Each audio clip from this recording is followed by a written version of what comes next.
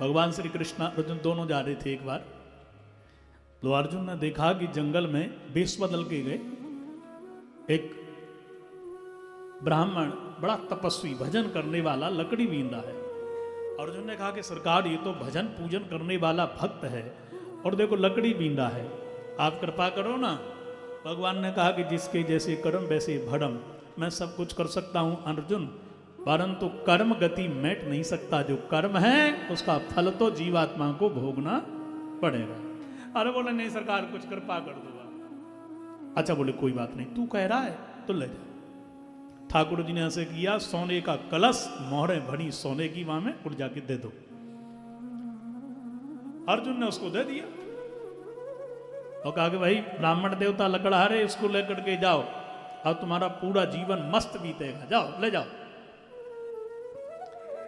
उस ब्राह्मण ने जब उसको लकड़हारे ने लिया तो खुश हो गया, वाह अब जीवन बढ़िया चलेगा। भगवान अर्जुन वहां से चले, एक चोर वहां से देख रहा था दूर से, वो तुरंत आया हाथ में फरसा लेकर के, वो कहा है लकड़हारे इधर आ, ये क्या करेगा सोने का तू, ले आप ले लो।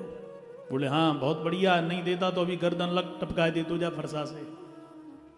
बोले ले जाओ, वो तो छीन के भाग गए। दूसरे दिन जब भगवान निकले, अर्जुन साथ में थे, तो ठाकुर जी बोले अर्जुन, हाँ सरकार तुम्हारा लकड़हारा देखो वो पंडित वो लकड़ी काट रहा है। अरे राम राम, जाकू तो सोनो दिनों का, फिर भी ये हालत है।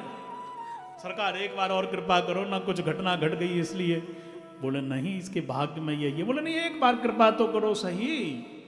भगवान ने कहा तो ले, मैं तुझे कोहनूर हीरा दे रहा हूं, दे के जा। अर्जुन ने जाकर के फिर दिया उसको कि लो लकड़हारे जी ये हीरा ले लो, बार आप चूक मत करना। लकड़हारे ने विचार किया कि अब सीधा भागता हूं, जाकर के मार्केट में जाके बेचूंगा और खूब धन मिलेगा, कोठी बना करके ऐसो आराम जिंदगी जीऊंगा। पर भाग के गया, धूप थी, सोचा थोड़ा आराम कर लूं, सो एक मटके में जाकर के हीरा को रख दिया और सो गया। नींद लग गई, घरवाली गई थी पानी भरने के लिए नदी में, वो फिसल गई, सो मटका जो था वो फूट गया। उसने कहा अब क्या करूं, पानी कहां से आएगा। दौड़ के आई, याद आई पुराना जो मटका उतर गया था वो मैंने सूखने को उल्टा रख दिया था, उसको लेकर के आती हूं। ना होने से तो होना ही बढ़िया है, सो उसी मटके को लेकर के धो करके और पानी भर के ले आई। जो लकड़हारा नींद से जगा, उसने देखा ये हीरा का मटका कहाँ गया। घरवाली बोली वो नया मटका फूट गया, पुराना मटका मैं ले गई धो करके भर के ले आई हूँ। बोले उसमें हीरा था, तूने क्या कर दिया। बोले मैं तो सीधे उठा के ले गई, धो करके मैंने पानी भरा, बस वहीं मैंने उल्टा पुल्टा किया नदी में जाकर के। अरे राम राम राम, खूब पंडित जी ने खोजा पर वो हीरा नहीं मिला। उस हीरा को एक मछली निकल गई और हीरा को मछली पचा नहीं पाई, वो झेल नहीं पाई, काफी गर्म होता है। पर वो बेचैन हो गई थी। तीसरे दिन जब भगवान निकले तो अर्जुन से कहा कि देखो तुम्हारे वो पंडित जी सामने लकड़हारे जी। अरे राम राम। अर्जुन ने कहा कि सरकार इसके भाग्य में यही है, छोड़ो कोई बात नहीं। भगवान ने कहा कोई बात नहीं, अब तुम 1 टका लेकर के उसको जाकर के दे दो, लो ये मेरा। अर्जुन ने कहा इससे क्या होगा। बोले देखो तो सही, जब मैं देता हूं तो उसका कमाल क्या है। अब मैं अपनी कृपा की कलम से इसके दुर्भाग्य की लकीर को मिटा रहा हूं, अब जाकर के दो तुम। अर्जुन ने वही 1 टका दे दिया जाकर के, लो तुमको सोना दिया हीरा दिया, उससे तो काम नहीं चला, पर इसको ले जाओ। अर्जुन ने ले लिया और लेकर के उसी लकड़हारे को दिया।